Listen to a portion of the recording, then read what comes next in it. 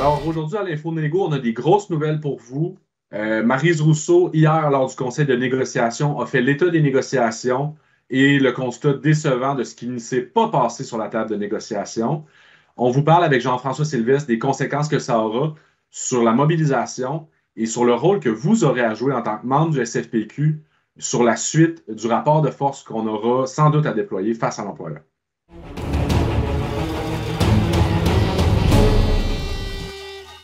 On va commencer un info négo aujourd'hui qui risque d'être un petit peu plus long qu'à l'habitude. On a beaucoup de matériel pour les membres, certaines grandes nouvelles à leur annoncer aussi aujourd'hui. Donc, ça va être important qu'ils comprennent bien l'ensemble du processus qui nous a mené aux décisions qui ont eu lieu hier là, lors du conseil de négociation de leurs représentants qui étaient assemblés à Québec hier. Peut-être on pourrait commencer, Marie, si tu peux nous rappeler les grandes étapes de la négociation depuis le dernier conseil de négociation qui a eu lieu en juillet dernier. Alors, en fait, c'était au mois d'août, Julien, souviens-toi. Alors, on était le 27 août, on était justement en conseil de négociation et je faisais part à ce moment-là à la délégation présente que nous avions une proposition de l'employeur. Cette proposition-là, elle a été jugée insatisfaisante par le conseil de négociation. On avait des écueils, on s'en souviendra, particulièrement sur le salaire. Et j'avais un mandat à ce moment-là de retourner à la table de négociation. Ce qu'on a fait, puis ne voyant pas de lumière au bout du tunnel, bien, on a demandé la médiation. Alors, on a commencé des séances de médiation le 13 octobre dernier et malheureusement, 11 séances de médiation plus tard, il faut quand même le dire, bien, on n'est pas arrivé en tout cas, à ce qu'on souhaitait ou en tout cas à un résultat satisfaisant pour nous. Tu nous parles qu'il n'y a pas de solution satisfaisante, Maryse, mais en tout ce temps-là et tous les échanges qui ont eu lieu, combien de nouvelles offres patronales ont été déposées sur la table formellement par l'employeur? Bien, il n'y a eu aucune offre de déposer sur la table par l'employeur à la fin de ces séances de médiation-là.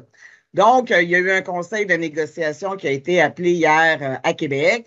Et ce qu'on a fait, c'est qu'on a fait l'état des lieux. Dans le fond, ce que j'ai livré au conseil de négo, c'était l'état des discussions. Parce que quand même, il faut que je sois honnête, là, à travers les 11 séances, on a échangé avec l'employeur, on a quand même évalué certaines pistes, etc.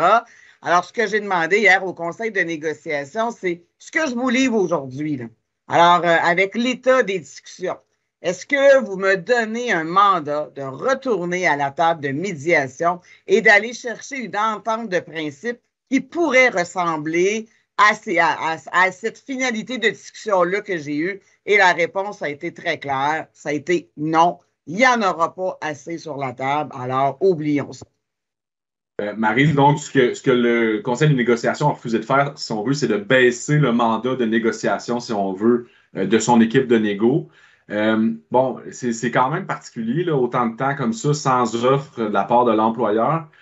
Quel constat tu fais face à l'attitude de nos vis-à-vis? Bon, évidemment, c'est nos vis-à-vis à la table de négociation, mais c'est surtout le gouvernement Legault, dans le fond. Quel constat tu fais quand tu lis l'attitude de l'employeur à la table, là, sur la considération qu'il a pour ses fonctionnaires?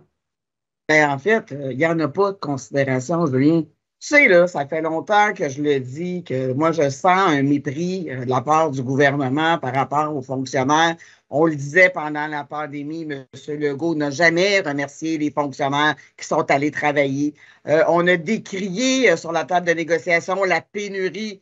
On a décrié sur la table de négociation les retards salariaux qu'on a. On a décrié sur la table de négociation que le télétravail est là pour rester, qu'on devrait négocier le télétravail. Tout ça a été rejeté du revers de la main par l'employeur. Tout ça n'a jamais trouvé d'écho chez l'employeur. Alors aujourd'hui, le constat que je fais, bien, Julien, c'est le même que, tu sais, dans le fond, le conseil de négociation est capable d'apprécier la même chose que moi. C'est que manifestement, il n'y en a pas d'écoute de ce gouvernement par rapport aux fonctionnaires. Il n'y en a pas. Puis, tu sais, évidemment, nos membres savent lire. Fait qu'ils ont vu ce qu'il y a eu le réseau de la santé. Ils ont vu ce qu'ils ont eu dans le réseau de l'éducation. Les CPE cette semaine. L'inflation qui monte. Écoute, la cour est pleine, là. Fait que des bonnes justifications pour que le gouvernement soit capable de nous en donner, il y en a plein. Malheureusement, il fait la sourde oreille puis il ne veut rien savoir. Voilà, c'est là qu'on est. Je pense que le constat est très clair. La question qui se pose maintenant, c'est et maintenant, si on veut, est-ce que tu sens qu'on peut retourner à la table de négociation pour avoir des. Parce que les membres, souvent, ce qui s'imaginent d'un processus de négociation rapidement, c'est donnons des bons arguments et la partie adverse, si elle est rationnelle, elle va comprendre que c'est nécessaire les demandes que l'on fait et qu'elles sont équitables. Donc, est-ce qu'il y a encore, en guillemets, un bout à faire à argumenter, Marie, sur la table de négociation, à ton avis? Julien, j'en ai plus que ça vive. C'est clair, là? Ça fait 2 ans que je répète les mêmes choses au gouvernement. Ça fait 2 ans que c'est les mêmes problèmes que j'amène à la table. Puis ça fait 2 ans que je me fais dire toutes sortes d'affaires, qu'il n'y a pas d'argent, qu'il n'y a pas ci, qu'il n'y a pas ça. Là, on est vraiment à l'arrivée. Tu sais, hier, je l'expliquais au conseil de négociation, on était à la croisée des chemins. Alors, c'était ou ben non, on prenait ce qu'on a sur la table, puis là, ce que je te dis, c'est que la proposition formelle qu'on a sur la table, c'est la proposition du 15 juillet dernier. Fait que j'invite les membres qui ne se souviennent pas ce qu'on avait sur la table le 15 juillet d'aller voir dans notre page web.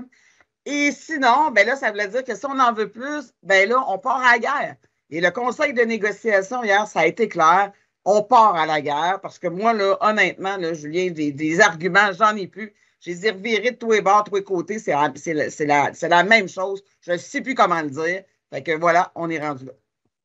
Parfait, Maryse. Écoute, je pense que c'est très clair ta lecture de la table présentement.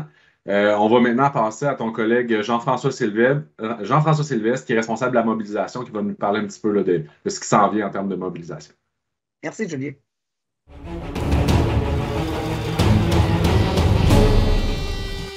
Bonjour, Jean-François. Salut Julien. On a eu un topo très clair de Maryse Rousseau sur l'état de la table de négociation. Là, Maryse a fait essentiellement le même topo en résumé de ce qu'elle a fait hier lors du conseil de négociation. Suite à ce topo-là, Jean-François, quelle a été la décision du conseil? Ben, le conseil de négociation, Julien, des fonctionnaires hier a fait la recommandation d'autoriser le SFPIQ à utiliser des moyens de pression lourds pouvant aller jusqu'à la grève. C'est 10 jours de grève qu'on peut utiliser soit en heures, en minutes, en demi-journée ou en journée, soit constitutive ou pas, c'est nous autres qui prendrons la décision. Et ça sera au moment jugé opportun. Ça a été voté à l'unanimité par le conseil de négociation hier. Donc, c'est un mandat fort qu'on nous a envoyé hier. C'est un message qui est quand même assez clair.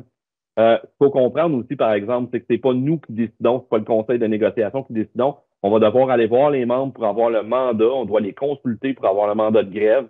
Également, les moyens de pression lourds pouvant aller jusqu'à la grève.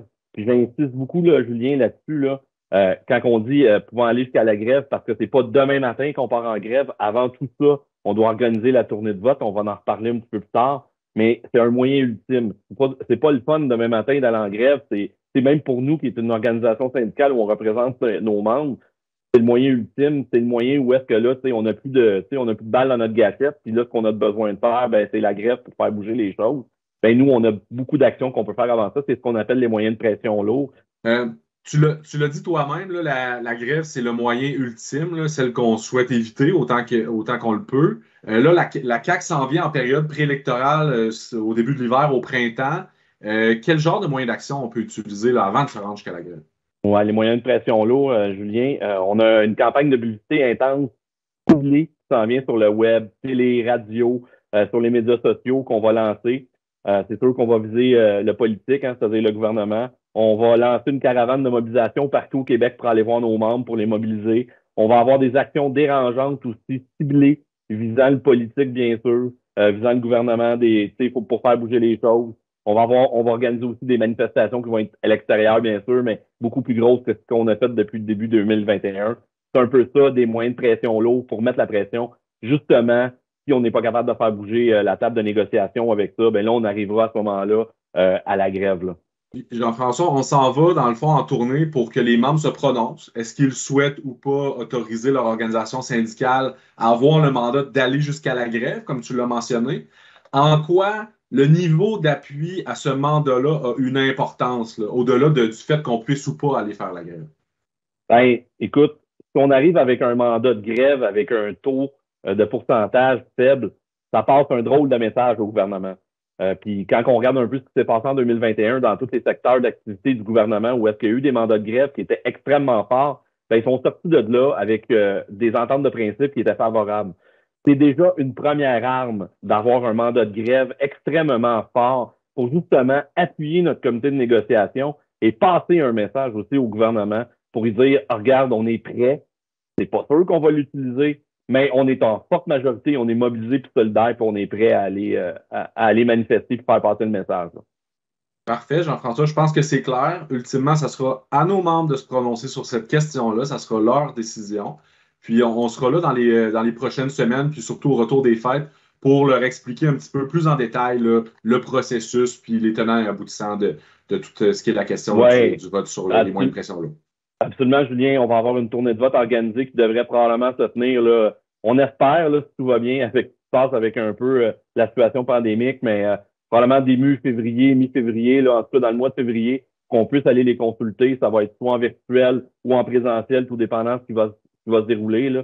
Mais on va aller voir, on va aller vous l'expliquer, puis vous allez avoir le droit de pouvoir utiliser votre droit de vote puis de passer un message. Là. On va avoir besoin de votre appui, puis ça va être important. Merci beaucoup, Jean-François. À bientôt. Merci, Julien. Bonne journée. Merci d'avoir été des nôtres. Comme à l'habitude, si vous avez des réactions ou des questions concernant le processus de négociation, vous pouvez écrire à communication@sfpq.qc.ca.